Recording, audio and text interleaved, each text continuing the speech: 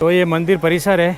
Parking के बाद हम यहाँ पर आते हैं और उसके बाद हमें सामने की तरफ द्वार से अंदर जाना होता है मंदिर में दर्शन करने के लिए महाकालेश्वर ज्योतिर्लिंग के। और इस द्वार को शंख द्वार कहा जाता है। और यहाँ पर आप देखेंगे सामने अवंतिका द्वार है। ये सिर्फ उज्जैन के जो लोग हैं जो यहाँ पर रोज़ाना दर्शन करने के लिए आते हैं उनके लिए है। और इस तरफ में ये शीघ्र दर्शन सुविधा का काउंटर है। यहाँ से आपको पर्ची मिलती है वीआईपी दर्शन की, जिसके 250 रुपये का चार्ज लिया जाता है और आपको अवंतिका द्वार से अंदर दर्शन के लिए जाने दिया जाता है। और बाकी यहाँ पर हेल्प डेस्क बना हुआ है, अगर आपको कुछ सहायता चाहिए तो आप यहाँ से पूछताछ वगैरह कर सकते हैं। तो हम लोग शंख द्वार से अंदर जाएंगे, वीआईपी दर्शन नहीं करेंगे क्योंकि अभी यहाँ पर ज़्यादा भीड़ नहीं है। यहाँ पर ये लगेज रखने के लिए काउंटर है, तो लगेज रखते हैं यहाँ पर और फिर दर्शन करने के लिए आगे बढ़ते हैं।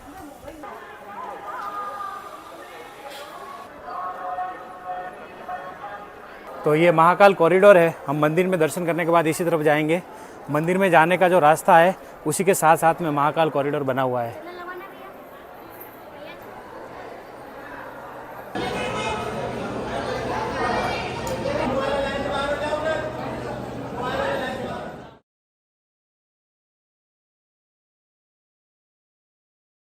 तो ये मंदिर का मुख्य प्रवेश द्वार है। हम यहीं से अंदर दर्शन करने गए थे और मैं दर्शन करके बाहर आ गया हूँ। करीब 20 मिनट का समय लगा, ज़्यादा समय नहीं लगा क्योंकि आज भीड़ नहीं है इस वजह से। बाकी अंदर बिल्कुल भी मोबाइल अलाउ नहीं है, तो इसीलिए मैं आपको अंदर से नहीं दिखा पाया।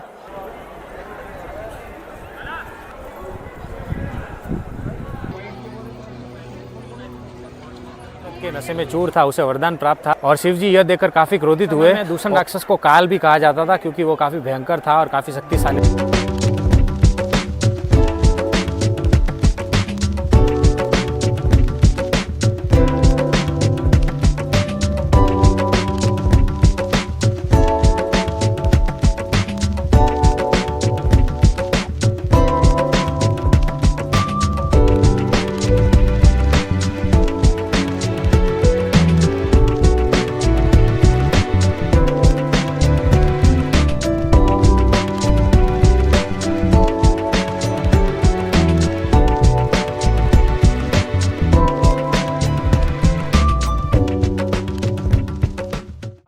सामने महाकालेश्वर ज्योतिर्लिंग है, वहाँ से फिर हम घूमते हुए इस तरफ आए हैं। और ये काफ़ी बड़ी जगह है और काफ़ी सुंदर भी है। महाकाल कॉरिडोर, जिसे महाकाल लोक कहा जाता है, बहुत ही सुंदर है। और ये सप्त ऋषि है, 7 ऋषि है और बीच में स्तंभ बना हुआ है।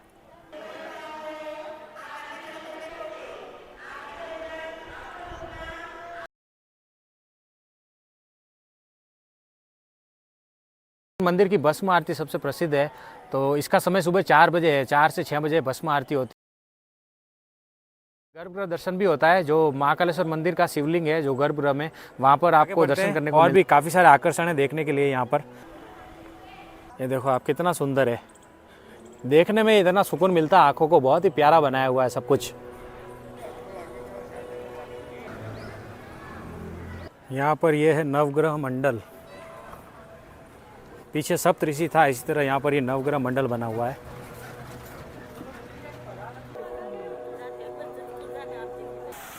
देखो आप, कितनी सुंदर जगह है। फाउंटेन के बीच में भगवान शिव की प्रतिमा है और चारों तरफ शेर है। अति सुंदर, बहुत बढ़िया बनाया है। तो ये है त्रिवेणी संग्रहालय, सामने है, वहाँ से हमें अंदर जाना है। तो ये त्रिवेणी म्यूजियम है और गेट के सामने यहाँ पर ये काउंटर है और यहाँ से हमें टिकट लेना होता है म्यूजियम देखने का, जो कि 20 रुपये का है। और फोटोग्राफी का 100 रुपये का चार्ज है और वीडियोग्राफी पूरी तरह से प्रतिबंध। तो मैं बाहर की तरफ जा रहा हूँ, लेकिन यहाँ पर एक मंदिर और है, इसका नाम है भारत माता मंदिर। महाकाल मंदिर के दर्शन करने के बाद भारत माता मंदिर के दर्शन कर सकते हो।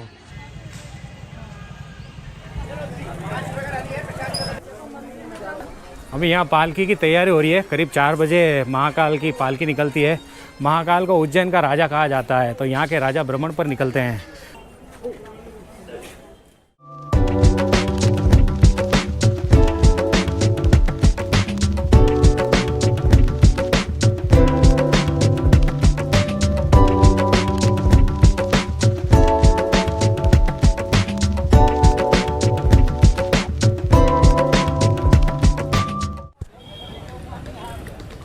तो ये है महर्षि संदीपनी आश्रम।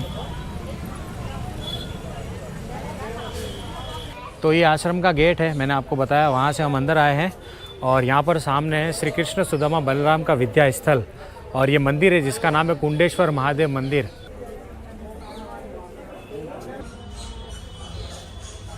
द्वापर में जब कंस मामा का वध करने के बाद भगवान कृष्ण यहाँ पढ़ने आए, उनका स्वागत किया था महादेव महाकाल ने, स्वयं इस लिंग से प्रकट होकर खड़े हो गए थे। तो नंदी जी ने तभी प्रण किया कि इस दिव्य स्थान पे मैं कैसे बैठ सकता हूँ जहाँ पर मेरे स्वामी को स्वयं खड़ा होना पड़ा। ऐसे ही ये विश्व का एकमात्र ऐसा मंदिर बनता है जहाँ खड़े नंदी हैं, बाकी सभी जगह बैठे हुए होते हैं नंदी। 11 वर्ष 7 दिन की उम्र थी जब यहाँ पढ़ने आए थे भगवान कृष्ण। वो पत्थर है, शिलासन सीट है जहाँ पर बैठ कर स्वाध्याय करते, रिवाइज करते। पीछे गोमती कुंड है, उसके जल से महादेव का पूजन करते, इनका नाम पड़ा कुंडेश्वर महादेव। कुबेर देवता की प्रतिमा है, बैठे हुए कुबेर की प्रतिमा भारत में 3 जगह है। ये उसमें से मध्य के स्थान पर हो आप, जहाँ पर हरिहर मिलन हुआ था। कुबेर यहाँ पर गुरु दक्षिणा देने आए थे, कृष्ण भगवान की फीस, पर गुरु जी ने इनको मना करके बिठा दिया था। फिर शंखासुर का वध करके सांदीपनी ऋषि के मरे हुए पुत्र को जीवित करके ला कर दिया था भगवान कृष्ण ने। वो स्थान है, ये सबसे प्राचीन पुराना मंदिर जो मौजूद है आज की तारीख में पूरे आश्रम का, यही है। हम सांदीपनी वंशज पंडित शिवांग व्यास वंश परंपरा से यहाँ सेवा देते आ रहे हैं। धन्यवाद। हर हर महादेव। कुंडेश्वर मंदिर के सामने यहाँ पर है श्री कृष्ण पाठशाला, तो अंदर चलते हैं।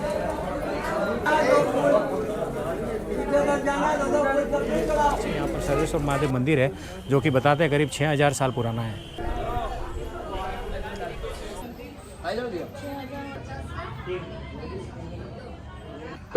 स्वयंभू शिवलिंग द्वापर युग की 6000 साल प्राचीन कृष्ण जी के गुरु जी ने एक वेलुपत्र से उत्पन्न। तो ये सर्वेश्वर महादेव में महादेव का शिवलिंग है और ये पूरा प्राकृतिक शिवलिंग है, ज़मीन में से निकला ऐसा बताते हैं। और यहाँ पर आप देखो, यहाँ पर ये कुदरती नाग देवता है, चट्टान से ही बने हुए हैं। तो शिवलिंग में जो नाग देवता मैंने आपको बताया, ये यहाँ पर श्वेतांबर रूप में विराजित है।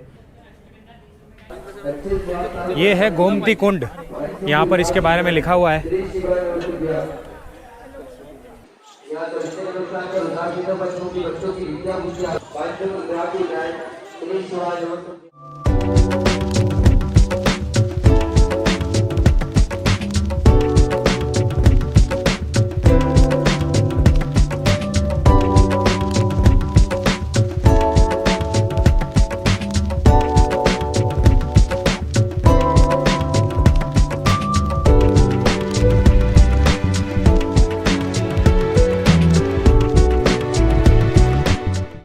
अभी हम आ गए हैं मंगलनाथ मंदिर पर। संदीपनी आश्रम जो हमने देखा था वहाँ से करीब 500 मीटर आगे बढ़ते हैं तो ये मंदिर आता है और इसका नाम है मंगलनाथ मंदिर। आप यहाँ जिस जगह आए हो ये पूरे भारत और विश्व में एक ही मंदिर है, मंगल भगवान का जन्म स्थान जो 9 ग्रह में गिरिराज मंगल कहलाया जाता है। जैसे कि अपन हर जगह जाते हैं शिव जी के मंदिर में दर्शन करने के लिए, शिव जी की सवारी अपन काय पे देखते हैं, नंदी भगवान पे। यहाँ नंदी की जगह भेड़ पे सवारी, जो राजस्थान में मेंढा पाया जाता है। और यहाँ से 21 कष्टों का निवारण होता है। धन संबंधी, इन संबंधी, पुत्र संबंधी, मकान संबंधी, विवाह संबंधी, कैसा भी आपका कार्य रुका हो, मंगल भगवान को यहाँ पे मंगल दान चढ़ाने से सब कार्य मंगल होता है। यहाँ पे मंगल भगवान की भात पूजा भी होती है, दूध दही से शक्कर पंचामृत से, जिसमें 1350 रुपये का खर्चा आता है। यदि कोई लड़का लड़की मांगलिक होता है, किसी को ब्याह में बाधा आती है, कोई कार्य में बाधा आती है, कोई व्यापार में बाधा आती है, कोई ऋण में यानी कर्जा चढ़ जाता है, कर्जा नहीं उतरता है, कैसा भी कार्य हो यहाँ से सभी कार्यों का कष्ट निवारण। मंदिर में चलते हैं। यहाँ पर देखो लिखा हुआ है, कर्क रेखा पर स्थित मंगलनाथ महादेव का यह मंदिर मत्स्य पुराण के अनुसार मंगल ग्रह का उत्पत्ति स्थल है। जो भाई ने हमें बताया था, सब कुछ यहाँ लिखा हुआ है। मंदिर के बाहर यहाँ पर जूता स्टैंड है, जूते यहाँ पर खोलने होते हैं हमें। तो यहाँ पर 2 फ्लोर है मंदिर में। यहाँ पर मंगल दोष की पूजा होती है और मंदिर ऊपर की तरफ है। अभी हम 2nd फ्लोर पर आ गए हैं और मंदिर यहाँ पर है।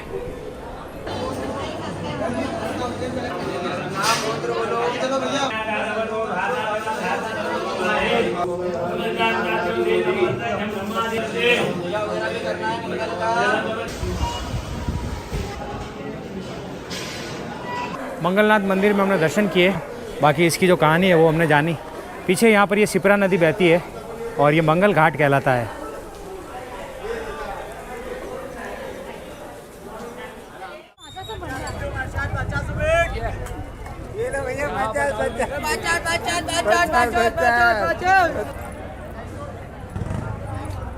काफ़ी घूम के जाना होता है। ये जो आप बैरिकेड देख रहे हो, इसकी लाइन है।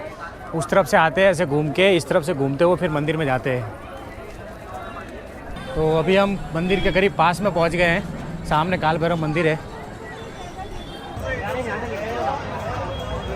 तो सामने काल भैरव मंदिर है, लेकिन मंदिर में फोटोग्राफी वीडियोग्राफी अलाउ नहीं है, तो मुझे कैमरा यहीं पर बंद करना होगा।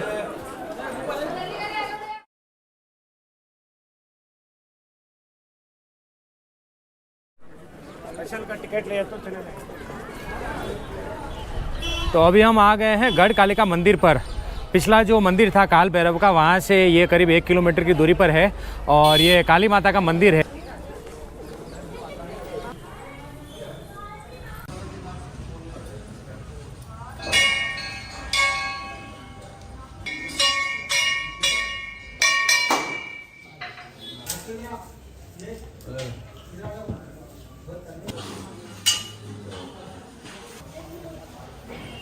तो मंदिर में दर्शन करके हम बाहर आ गए हैं और अभी लाइट लग गई है, देखो आप सारी, जबकि सिर्फ 5:30 बजे अभी।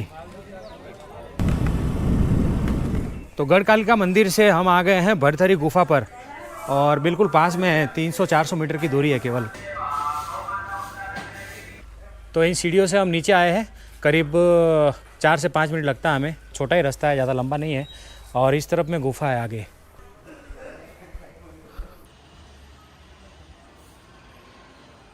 तो ये गुफा का प्रवेश द्वार है और प्रवेश करते ही सामने हनुमान जी का मंदिर है। तो आगे सामने यहाँ पर गुफा है, ये गुफा नंबर 1 है और ये गुफा नंबर 2 है। तो यहाँ पर राजा भरथरी के बारे में लिखा हुआ है, आप चाहो तो इसे स्टॉप करके पढ़ सकते हैं। तो ये है गुफा में जाने का रास्ता। की आदत नहीं है तो यहाँ पर थोड़ी सी घुटन हो सकती है। तो ये योगी साधना स्थल है राजा भरथरी का। यहाँ पर राजा भरथरी ने तपस्या की थी। साधना स्थल के पास में यहाँ पर भी कुछ मंदिर जैसा बना हुआ है। तो यहाँ पर शिव जी का मंदिर है, शिवलिंग है एक पुराना। और ये गुफा है, देखो आप, रियल गुफा ये लगती है, देखो आप अंदर की तरफ।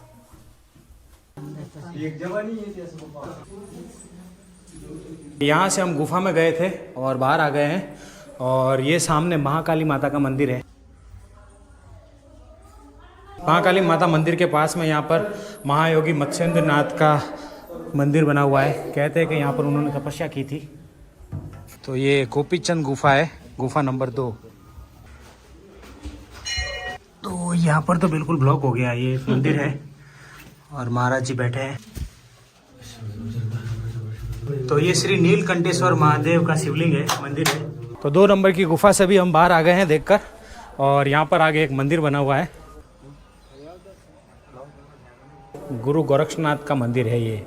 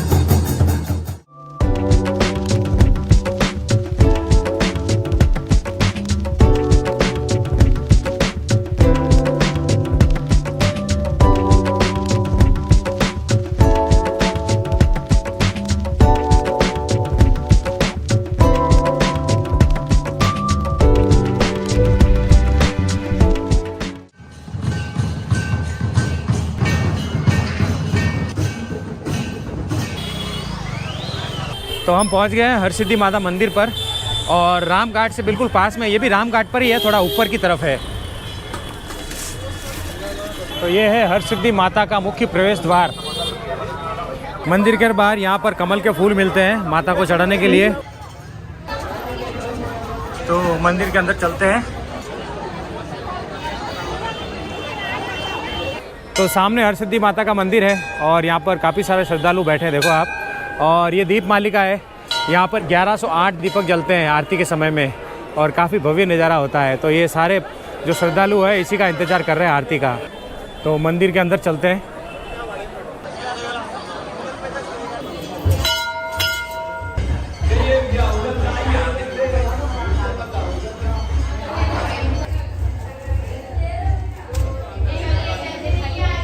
ये माता शक्तिपीठ है। यहाँ हरसिद्धि देवी माता की कोहनी गिरी थी। यहाँ 51 शक्तिपीठ में एक शक्तिपीठ है माता जी। यहाँ सुबह शाम दोनों टाइम माता जी की आरती होती है और अभी भी 7 बजे आएगी। बाहर दीपमालिका प्रज्वलित होती है। धन्यवाद।